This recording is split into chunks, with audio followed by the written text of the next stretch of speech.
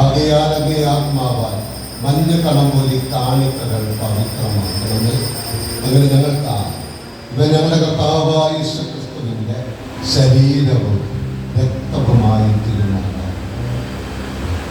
അവിടുന്ന് ഉച്ചപ്പെടുത്തപ്പെട്ട സമരസാലെ പീഡകൾ സഹിച്ചപ്പോൾ അപ്പം എടുത്ത് കൃതജ്ഞത പ്രകാശിപ്പിച്ച് മുറിച്ച് തന്റെ ശിഷ്യന്മാർക്ക് കൊടുത്തുകൊണ്ട് എല്ലാവരും ഇതിൽ നിന്ന് വാങ്ങി ഭക്ഷിക്കുന്നു.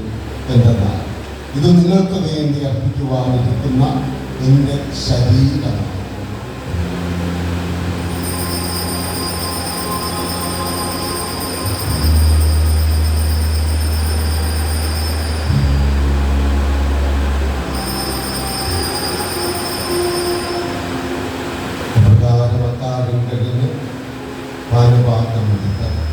വീണ്ടും അങ്ങേക്ക് കൃതജ്ഞത പ്രകാശിപ്പിച്ച് തന്റെ ശിഷ്യന്മാർക്ക് കൊടുത്തുകൊണ്ട് എല്ലാവരും വാങ്ങി ഇതിൽ നിന്ന് കുടിക്കുന്നു.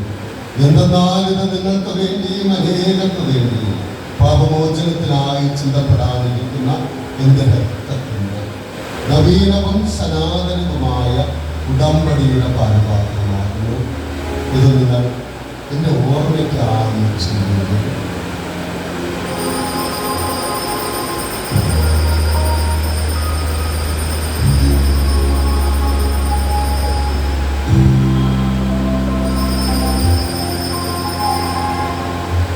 വിശ്വാസത്തിന്റെ രഹസ്യം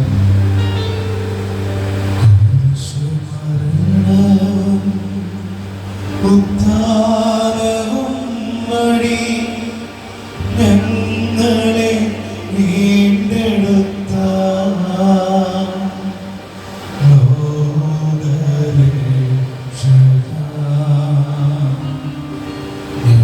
ഞങ്ങളെ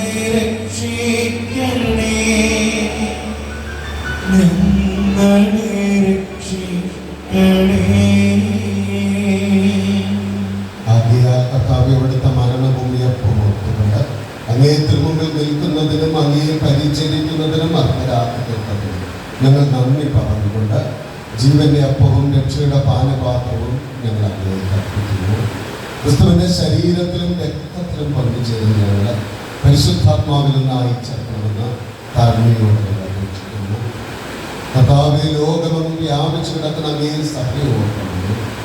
ഞങ്ങളെ ലിയോ പപ്പയോടും ഞങ്ങളുടെ ഉദാധ്യക്ഷനായ ശ്രീകൃഷ്ണപത്രാനോടും വൈദിക ഗണത്തോടുമൊത്ത് സഭയെ അങ്ങ് സ്നേഹത്തിന്റെ പൂർണ്ണതയിലെത്തിക്കണമേ.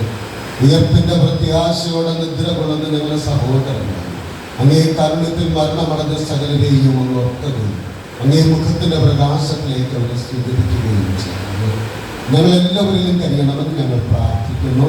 അങ്ങനെ ദൈവമാതാവായ പരിശുദ്ധ അക്കനിയുടെ ഭർത്താവായ ഭക്തിപ്പെട്ട യോസേഫിനോടും അനുഗ്രഹീതരായ അപ്പസ്തലന്മാരോടും കാലാകാലങ്ങളിൽ അങ്ങയെ പ്രസാദിപ്പിച്ച സകല വിശുദ്ധരോടുമൊക്കെ നിത്യജീവനിൽ പങ്കുചേരുവാൻ ഞങ്ങൾ അർഹരാക്കുന്നു.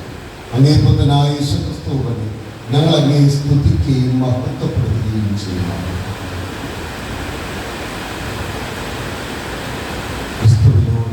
ക്രിസ്തുവിനോട് കൂടെ ക്രിസ്തുവിൽ തന്നെ സർവശക്തനായ ദൈവവും പിതാവുമായ പരിശുദ്ധാത്മാവുമായുള്ള ഐക്യത്തിൽ എല്ലാ ബഹുമതിയും മഹത്വവും എന്നും എന്നേക്കും ആമേൻ.